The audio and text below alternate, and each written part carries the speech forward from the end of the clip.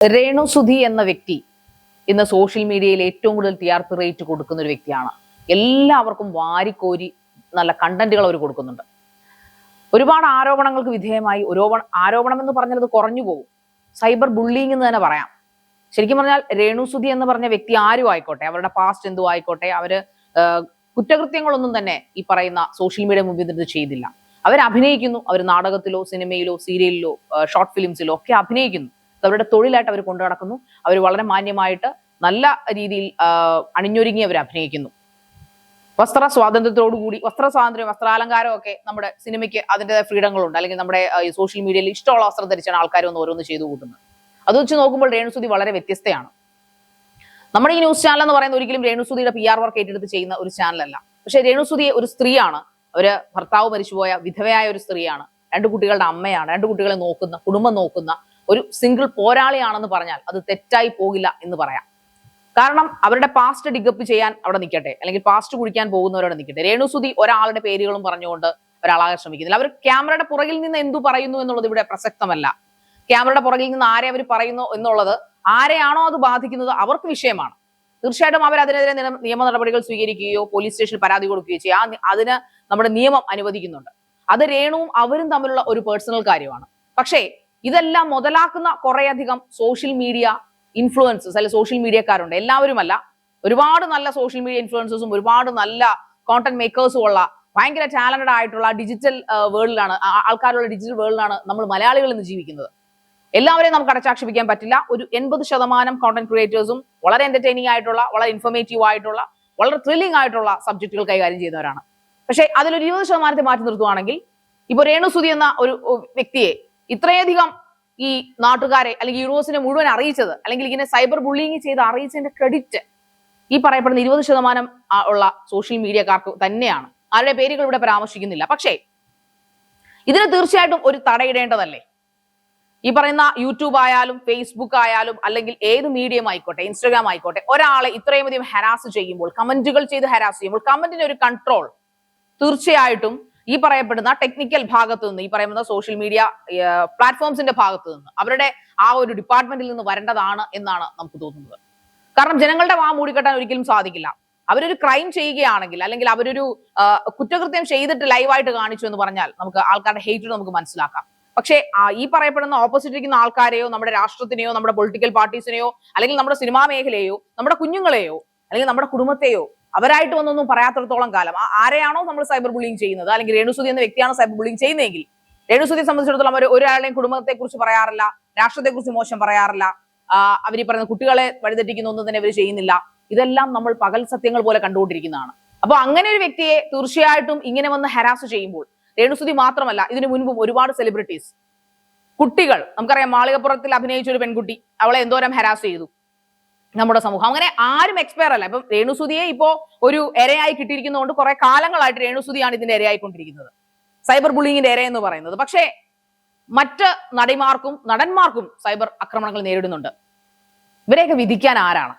ഒരാൾ ഒരു മോശം പ്രവൃത്തി ചെയ്യുന്നാൽ, അല്ലെങ്കിൽ ഒരു ഫിനാൻഷ്യൽ ഫ്രോഡ് ചെയ്താൽ, അല്ലെങ്കിൽ ഒരു പെൺകുട്ടിയെ ഉപദ്രവിച്ചാൽ, അല്ലെങ്കിൽ അബ്സ്കോണ്ടിങ് ആയിട്ടുള്ള, അല്ലെങ്കിൽ ഇൻഫോർമേറ്റീവ് അല്ലാത്ത, നമ്മളെ വഴിതെറ്റിക്കുന്ന തരത്തിലുള്ള പരസ്യങ്ങൾ ചെയ്താൽ നമുക്ക് അവർക്കെതിരെ വിമർശിക്കാം.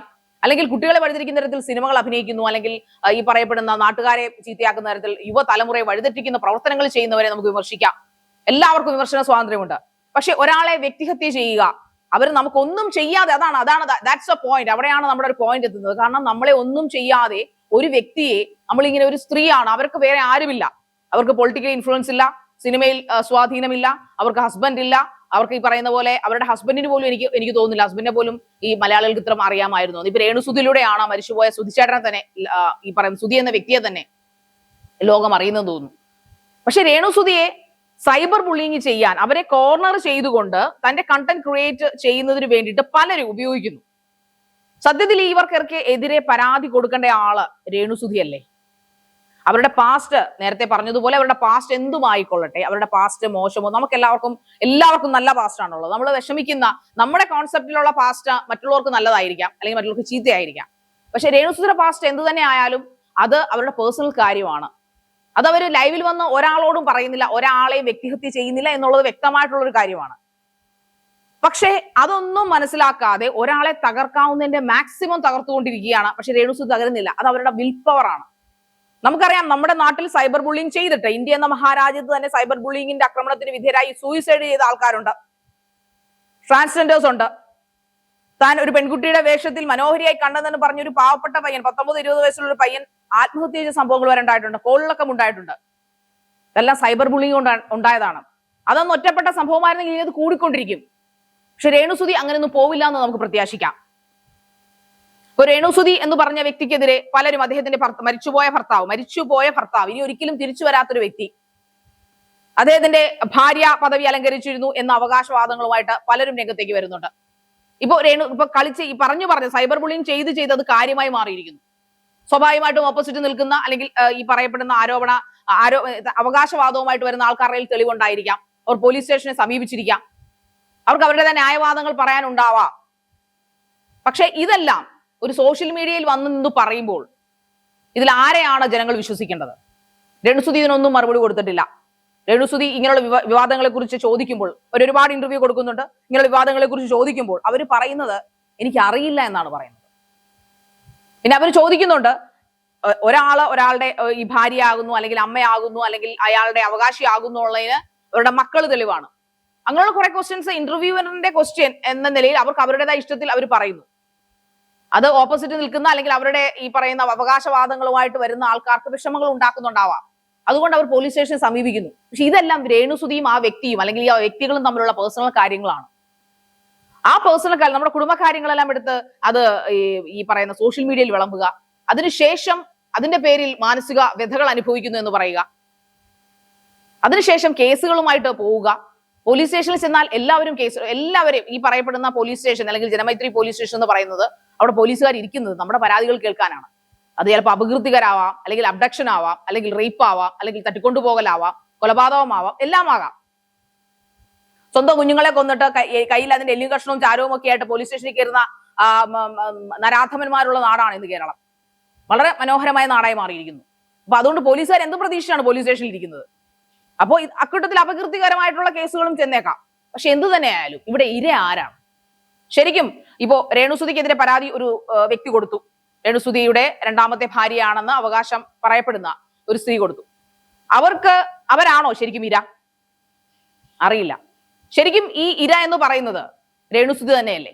സൈബർ ബുള്ളിങ്ങിന് ഇരയായി മാറിയിരിക്കുന്ന വ്യക്തി രേണുസുധിയല്ലേ? രേണുസുധിക്ക് ഒരു 1-2 ദിവസമല്ല, ഏതാണ്ട് 160 അല്ലെങ്കിൽ 160 പറഞ്ഞാൽ കുറഞ്ഞു പോകും, ഒരു 7-8 മാസമായിട്ട്. കാരണം ജനുവരി 2023 മുതൽ അവരുടെ ഒരു കരിയർ ഗ്രാഫ് എടുത്ത് നോക്കുവാണെങ്കിൽ 7 മാസമായിട്ട് സൈബർ ബുള്ളിങ്ങിന്റെ അങ്ങേയറ്റമാണ്. ഒരാൾക്ക് സഹിക്കുന്നതിന് ഒരു പരിധിയുണ്ട്. അവരെന്തെങ്കിലും ചെയ്തു പോയാൽ, അവർക്ക് എന്തെങ്കിലും ആപത്ത് സംഭവിച്ചാൽ ഈ പറയപ്പെടുന്ന ആൾക്കാർ നിർത്തുമോ? ഈ പറയുന്ന ആൾക്കാരൊക്കെ നിർത്തുമോ? അതൊരു ചോദ്യമാണ്. അതുകൊണ്ട് തന്നെയും സോഷ്യൽ മീഡിയ അല്ലെങ്കിൽ ഈ പറയുന്ന പ്ലാറ്റ്ഫോമിലുള്ള ഇതിനുള്ള ഡിപ്പാർട്ട്മെന്റുകൾ ചെയ്യേണ്ട ഒരു കാര്യം, ഈ കമന്റ് ഇടുന്ന ഒരു ഫിൽട്ടർ അതെല്ലാത്തിനും വേണം. അത് എപ്പോ പ്രസിദ്ധീകരിക്കണം, എങ്ങനെ പ്രസിദ്ധീകരിക്കണം എന്ന് അപ്ലോഡ് ചെയ്യുന്ന ആൾക്കാർക്കല്ല റൈറ്റ് കൊടുക്കേണ്ടത്. ഇതിന്റെ ടെക്നിക്കലായിട്ടിരിക്കുന്ന യൂട്യൂബിലായാലും ഈ പറയുന്ന ഫേസ്ബുക്കിലായാലും ഇൻസ്റ്റാഗ്രാമിലായാലും അങ്ങനെയുള്ള ആൾക്കാരാണ് ഇത് ചെയ്യേണ്ടത്. തീർച്ചയായിട്ടും ഇതൊരു നടപടി, ഒന്നെങ്കിൽ നമ്മുടെ കേന്ദ്രീയ മന്ത്രാലയം ഇതിനൊരു നടപടി തീർച്ചയായിട്ടും എടുക്കണം. ഇതൊരു ഫിൽട്ടർ ചെയ്യണം. സോഷ്യൽ മീഡിയ ഇൻഫ്ലുവൻസ് എന്ന് പറഞ്ഞൊരു പ്രൊഫഷനായിട്ട് എടുത്തിരിക്കുന്ന ഒരു കാലഘട്ടമാണ്. കണ്ടന്റ് ക്രിയേറ്റേഴ്സ് കൂടി വരുന്ന ഒരു കാലഘട്ടമാണ്. പക്ഷേ അവരെ എന്തും പറയാം എന്നൊരു ധൈര്യം ഈ മറിഞ്ഞിരിക്കുന്നവർക്കുണ്ട്. പക്ഷെ ഇവരാരും നേരിട്ടൊന്നും പറയത്തില്ല. അതാണ് അതിന്റെ പ്രത്യേകത.